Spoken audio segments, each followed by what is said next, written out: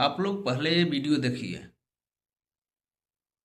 इस नौजवान की कब्र से बार बार इतने सारे पैसे क्यों निकल रहे हैं? आखिर इसका राज क्या है?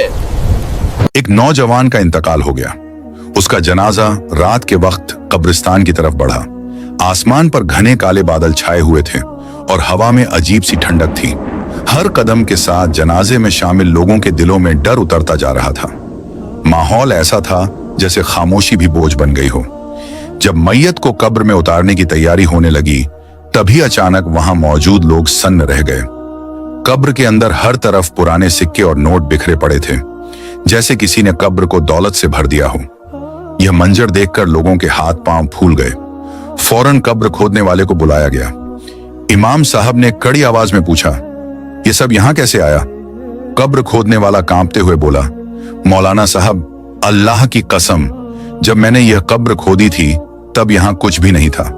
लोगों में फुसफुसाहट फैल गई। किसी ने कहा, शायद यह जगह ठीक नहीं है, कहीं और कब्र बना लेते हैं। दूसरी जगह कब्र खोदी गई, मगर जैसे ही मैयत को वहां उतारा गया, वही डरावना मंजर फिर सामने आ गया। चारों तरफ बस पैसा ही पैसा।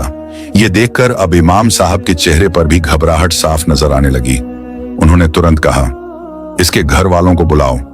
कुछ ही देर में उसका भाई रोता हुआ वहां पहुंचा। इमाम साहब ने उससे पूछा, सच बताओ, ये नौजवान किस तरह की जिंदगी जीता था? भाई फूट फूट कर रो पड़ा और बोला, मौलाना साहब, ये लोगों का हक मारता था, गलत तरीकों से पैसा कमाता था और हराम की कमाई पर ही उसकी जिंदगी चलती थी। इतना सुनते ही आसमान में तेज गड़गड़ाहट हुई। अचानक कब्र के अंदर से दर्दनाक आवाजें आने लगी, मुझे बचा लो, मुझे छोड़ दो। कब्र की मिट्टी हिलने लगी, नोट जलने लगे, सिक्के पिघलने लगे और उनमें से आग की लपटें उठने लगी। लोग डर के मारे पीछे हट गए। तभी उसी जलती हुई कब्र से एक बड़ा काला सांप बाहर निकला। वह फुफकारता हुआ कब्र के चारों ओर घूमने लगा। फिर एक झटके में वह मैयत के जिस्म से लिपट गया। अंदर से दिल दहला देने वाली चीखें गूंज उठीं, मुझे माफ कर दो, मुझे छोड़ दो।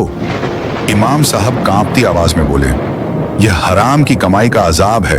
अल्लाह जब चाहे, जिस पर चाहे, कब्र में ही सजा दिखा देता है, और कभी कयामत के दिन।